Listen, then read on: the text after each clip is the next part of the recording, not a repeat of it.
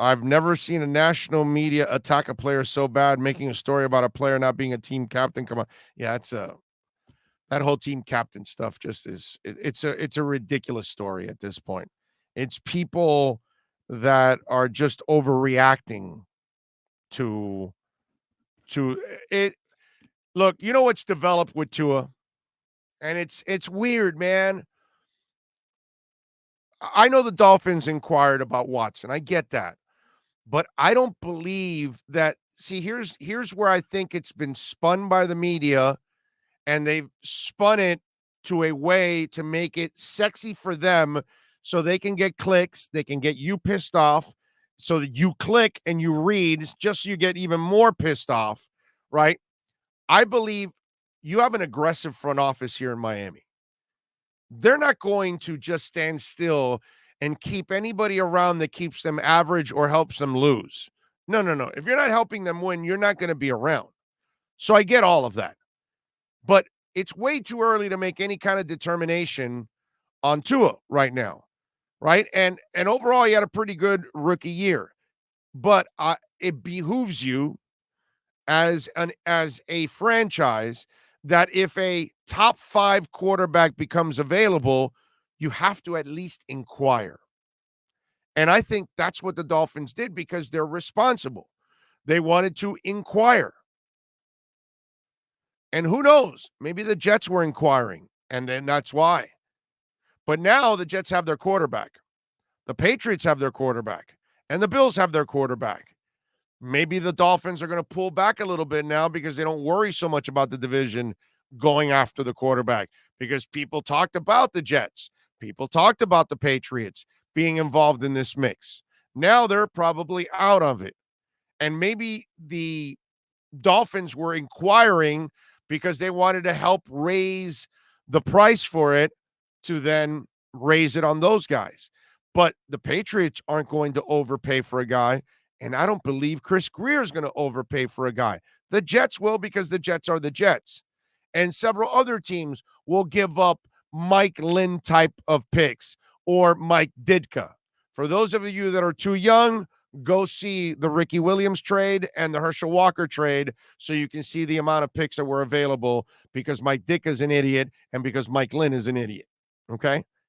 So, bottom line is, I think they've gotten this story and they've twisted it and tried to make it as controversial as possible, as juicy as possible, and to try to make it as, let's say, because the Dolphins have been an utter mess for a long time, they want to then continue the narrative that the Dolphins still don't know what the hell they're doing and that they're not convinced with their quarterback, which at no point the Dolphins have said that.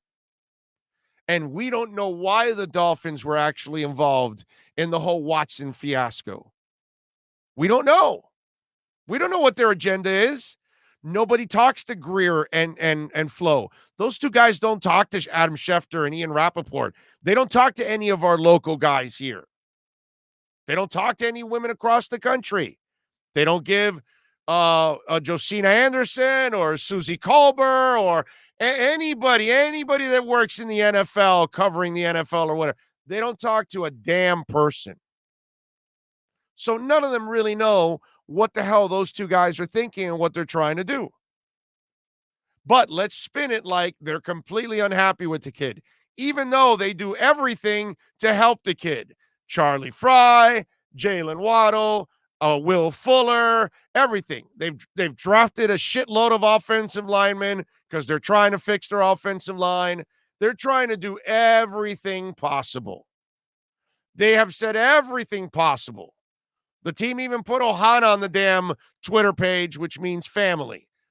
Every indication has been that they like the guy. The only thing was that they inquired because what are you going to do? Are you not going to at least inquire? Is this guy available? Well, let's find out. But just in case, even if we're not interested, let's help drive up the price for the Jets. Let's help drive up the price for whoever wants to trade for him. Or, hey, man, we bamboozled the shit out of them for Laramie Tunsil. You know what? I schooled them on Laramie Tunsil. Maybe these idiots will give us Watson for nothing also. Let's inquire. That's the kind of front office you have. But no, let's spin it like they've been unhappy with him. Well, wait a minute. They were unhappy with Josh Rosen. I think the coach said he had seen enough. Has he said that about Tua? At any point, did Chris Greer say, now we've seen enough? Did they go get another quarterback? Because, if you're so unhappy with Tua, well, why didn't you make another move for another quarterback? It's so ridiculous, this story. Do you know that I've seen national media people, and I hate to do this because I know I'm going to trash somebody now in the process of this, but I've seen national media people that say, well, they also got Jacoby Brissett there. So they brought him in because if they're not comfortable with Tua, they'll go right to Jacoby Brissett, who's a professional. They leave out the fact that I like Jacoby Brissett as a backup, but they leave out the fact that Jacoby Brissett is not a starter in this league.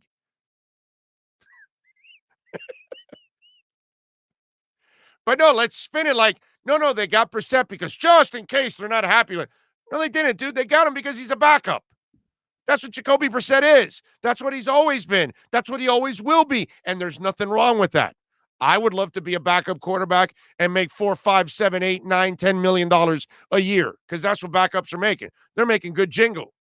I'd give anything to be a backup quarterback. Hey, you never started in the league. I don't give a shit. You want to see my bank account, bitch? That's all. So to me, they've turned this story when there is fundamentally no proof. That's the beauty of all of this. There is zero effing proof that they don't like Tua. There was tons of proof they didn't like Rosen.